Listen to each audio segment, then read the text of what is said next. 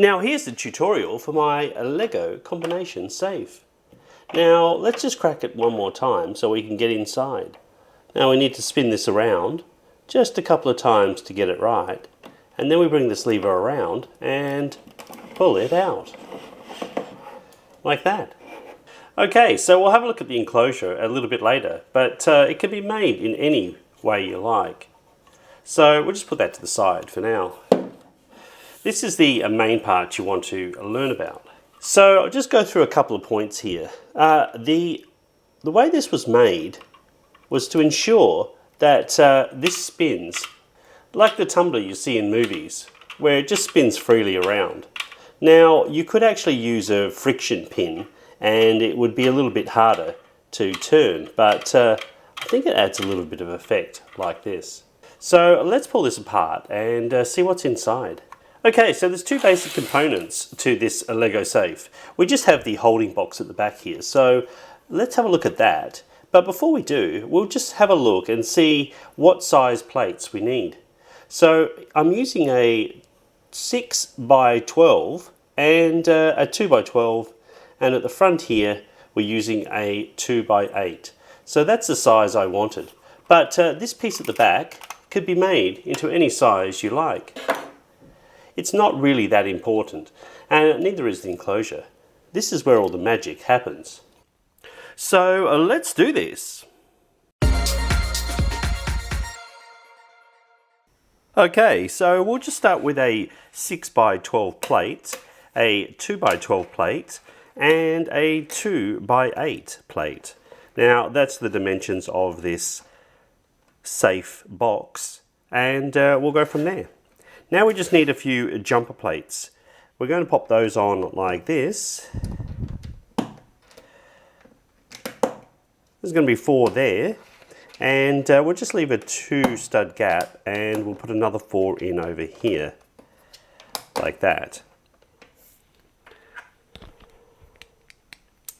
Okay, so next we're going to use some of these Technic bricks. We just need Technic bricks with a hole in the middle, so you could use whatever you've got. So we're just going to put a 1 by 4, another 1 by 4, and another 1 by 4. So that's what it kind of looks like. We're only going to use the hole in the middle, so you could just use normal bricks as well. Now we need one of these pulley wheels and a few studs. So we're going to pop these in like this, just around like that.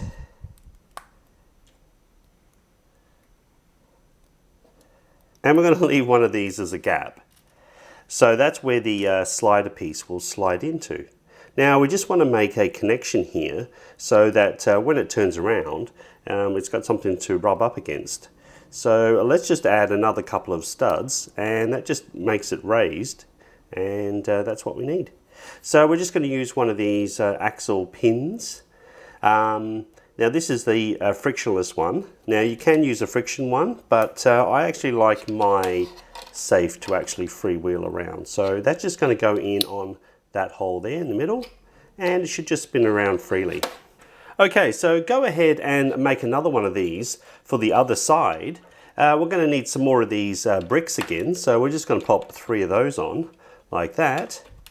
And this is just going to fit inside here like that, just opposite. And we'll just use one of these Technic pins. This is a 4 length, and that'll just sit in there. And we're also going to use just a little half bush. So we'll just push this half bush in like that. In fact, we'll just take that off for now, so we can push that on. And that is the start of the combination. So as you can see, when you turn this around, it actually turns this other spindle. But when you turn it back this way, it's got a center of gravity at the top here, so it's not going to fall around. But if they say did that, it would actually just move around by itself, and it would kind of almost, offset itself anyway. So now we're going to do the locking bar. We'll use a 4 by 6 plate, and we just offset that by 1 stud here at the front. Then we need a couple of 2 by 3 plates, and we'll pop them on like that. And we need a couple of these 1 by 4 tiles, just so that our piece slides nicely. Next we need a 1 by 4 brick, or I've got 3 plates here, and that'll just sit there like that. 1 by 2 with hole. Then we just get this 5 length axle, a little mini gear, and there's a bush on this side here. So we pop that in like that, and we use another bush on the other side so we can make this level. Okay, so for the locking mechanism, we'll just use a 2x4 plate and one of these horizontal gear racks. So we'll pop that on like that, use a 1x2 plate at the back here, and we'll just put a little tile in here to keep it nice and neat. Now that should just fit in there like that. We might just push this all the way back because it's actually going to sit about here. So as you see, that sort of will go backwards and forwards now. To finish this off, we just need to put in a 1x4 brick, another 1x4 brick, and I put in a couple of these 2x4s, and there's a couple of 1x4 plates for the top there. So that's just going to keep it all nicely together. Now the other thing you want to do is to put these locking pieces on here. So there's actually a 5 gap here, so you could probably need Technic pins for that, but you could use plates. You just have one overhanging like that. Now as you see, we need to build this front piece up, and these aren't the same height, so you need to keep that in mind. I'm going to use this 1x8 to get started, and we're just going to use a 1x8 plate as well, so that just sits on like that. Now we're going to go ahead and use this 1x2 Technic brick with hole, and that should just sit in like that. Now we'll just pop that in again. We'll probably just pop it all in at the same time. In fact, we'll just take these off for now. Right, so that just sits on like that. Now we want to do the same over here, so we're going to need to build that up a little bit more. First, we'll just put a 1x1 here. I'm going to put a 1x2 plate there and a 1x2 brick there. And then we go ahead and use a 1x3, so that just makes that level up there.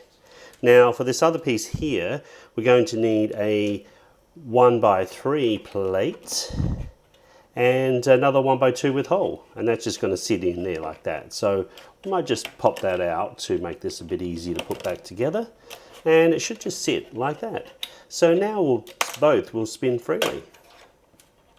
And then we just finish that off with a 1x1. Then we put a 1x8 on top, and we get a couple of these 1x2 plates on either side and another one in the middle.